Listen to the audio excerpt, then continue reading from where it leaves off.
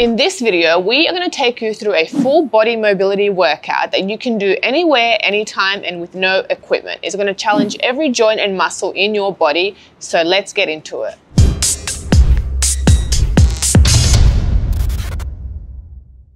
Welcome back to Moves Method, where we help athletes and fitness enthusiasts just like you to become the strongest, most mobile and resilient humans around. So today we are at Origin Brazilian Jiu-Jitsu in Bondi, and we're going to take you through 6 full body movements that are going to challenge your mobility, your strength, your coordination, range of motion, and most of all, they are super fun. Before we do that, however, we do have to warm up the wrists. Very important if you're doing ground-based movements or touching the ground often. So let's get stuck into it. Okay, so first we're going to do some palm peels. You're going to assume a position like this on all fours with your fingers facing you. And what you're going to try and do is you're going to peel your palm off the ground while keeping the first knuckles glued to the ground. And try to get your elbows as low as you can. Now this will be difficult for a lot of people because their wrists are pretty stiff. So if this is your current range of motion, that's totally okay. You can just stop there and go back and forth through this position. Another way to make it easier is to do it one hand at a time. So this hand supports while this hand flexes back. So your aim is to peel the palm and leave the knuckles on the ground, pressed into the ground, really stretching those fingers, stretching that whole palm and a little bit of the wrist as well. So if you have that range of motion, you can continue to go through 10 reps and then pausing for 10 seconds on the last rep. This will really stretch out your whole hand. Pausing down here for 10 seconds. As I said, if this is your range of motion, that's totally fine. You would pause here and you would hold for 10 seconds. Eventually, the more that you do this, the more range you'll be able to get. Okay, next one, reverse wrist push-ups. This is great for building strength and mobility in the wrist and also great for warming up. So we're going to assume this position here. You're going to be on all fours. You want your weight to be on your knees. The closer your hands are to your knees, the easier it's going to be. The further away, the harder it's going to become. Okay, so find a place that's easy for you to kind of put weight on your hands like this. And then you're literally going to come down like you're doing a push-up. And then as you come up, you're going to come and clench your fists. Okay, release and come down. Come up and clench. 2. You're going to go for 10 reps. 3. 4, 5, 6, 7, 8, 9, and 10. All right, and the last one before we get into our workout is what I call the fist raises. So you're going to grab your fist, you're going to glue them like this really close together. Make sure your thumbs are around. So your fingers shouldn't be coming out at all. Like you're doing a big punch, glue them together. And from the floor, you're gonna start to extend as far as you can. So your aim is to lock your elbows out and come back down. This is super hard, you guys. Like this stretches the whole forearm at the back there, as well as your wrist there. So most of us are tight there from typing all day, from not really using our wrists. So this is gonna be challenging, and that's normal. If your current range is here, that's fine. You're gonna stop there. You're going to come back down and you're going to work within your current range until you improve.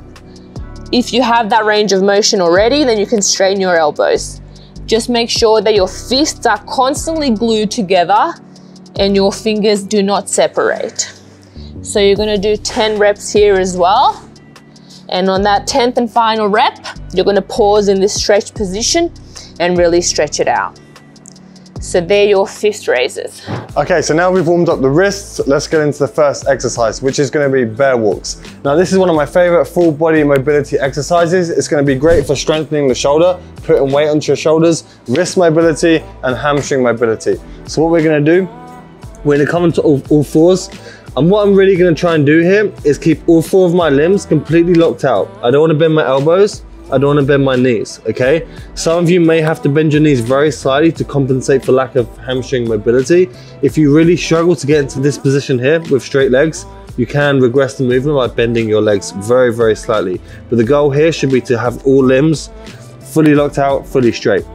Then we're just going to walk. Again, arms stay locked, knees stay locked. You're going to travel the length of the gym. If you don't have a long area to travel, you can kind of go back and forth. Now, when you start to feel comfortable with this, you can even progress the bear walk into a bear run.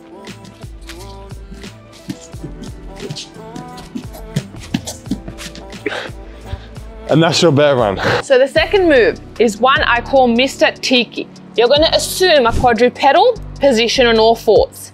Now the key things to remember here, your knees are close to the ground. They're not here, they're down here, nice and close to the ground and very close to your wrists. So don't keep the position here, keep it nice and close and compact. You want to push through the ground, round your upper back and lean your shoulders over the top of your wrists. This position alone is really hard to hold. What we're going to do is move, counterlateral. So we move our hand and our foot at the same time, taking little steps. Now you can work this for the whole length of the gym, or you can set your timer and you can work back and forth. This is challenging on the core, on the wrists, on your coordination. Full body, and you can speed it up, or you can slow it down.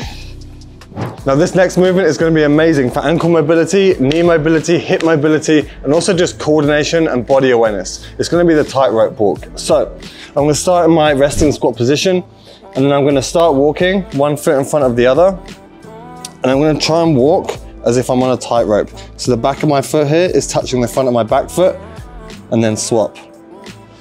Swap. You're going to try and stay as low as possible. You want to avoid coming up and back down. You want to stay low. Stay low. If you really struggle to maintain balance here, you can use your hands to kind of catch you and assist you. Okay, and the more weight you put in your hand, the easier it's going to be on your knees and your hips. You might also find that your back heel comes off the ground. We want to try and aim to be flat-footed if we can for most of the time.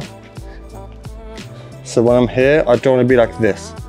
I want to try and keep my heel flat on the ground as I transition.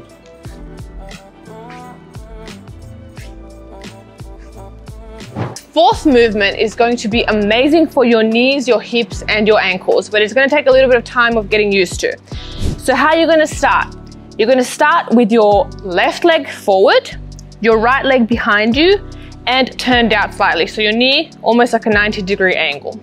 You're going to take your opposite hand and you're going to place it far out in front of your leg. So my foot is here, my hand goes forward.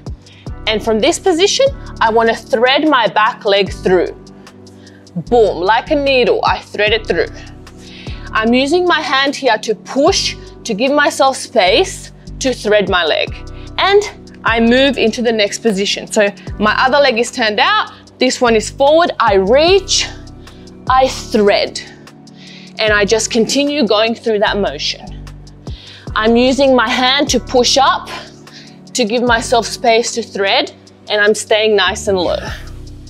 This is very good for your knees, but if you do have knee pain, make sure that you're taking your time and you're staying a little bit lower and using a little bit less range of motion. Reach, thread, and I continue. All the way down the hallway, down the gym, down the staircase, wherever you're training, in the park, it doesn't matter. Even if you have a small space, you can go back and forth. You can set a timer for 2 minutes and continue to do it. Next, we're going to go through what we call hip openers, which, believe it or not, are great for opening up the hips. We're going to start in this half kneeling position. So as you can see, my front foot is flat on the ground here. My back foot is on the heel, the ball, sorry, of my foot. So I'm going to bring this knee up off the ground and I'm going to pull it back to open up my hips here. I'm then going to take a step forward. Repeat the same on my left side. Open up the hips, step forward. Open up my hips, step forward. Now, as you can see, as I start to lose balance, if I do, assist myself gently with my hand. And you can start to get into the flow of it. The goal of this is to make it look as smooth as possible. And you want to be silent. You don't want to be bashing your legs on the floor like this. You should be silent, smooth. As you get more comfortable, you can remove your hands from the ground.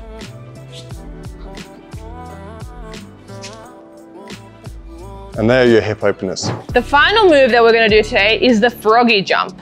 So you're gonna start from a squat position. Now remember, if you cannot get all the way up, it's fine. I'm gonna show you a regress variation. You're gonna start from a squat, take your hands out, and you're gonna think about jumping up. Kicking your butt and going into sort of like a tuck handstand. Finding that froggy position, holding it, and coming down. You see how I'm trying to hover? So I'm trying to catch air time as much as I can and come back down softly. You want to imagine that you're melting into the ground.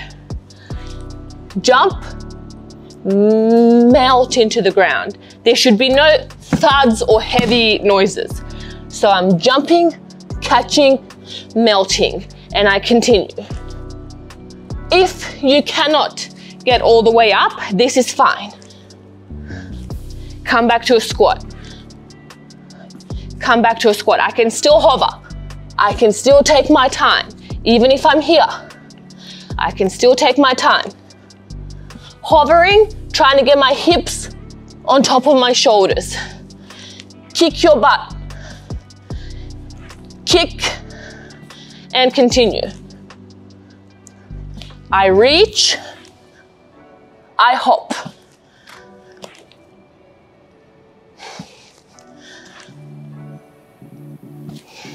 So there we have it, 6 of our favorite full body ground-based movements for mobility. Now, we covered. What did we cover first? Bear walks. Bear walks. Or bear runs. Then we moved on to Mr. Tiki's. Then we did tightrope walks. Then we did forward threads. Then we did hip openers. And finally, we finished off with froggy jumps. So the benefits of doing these full body movements is that they condition your body through movement. So that way you're acquiring mobility, strength, coordination, body awareness, balance, and a lot more through movement.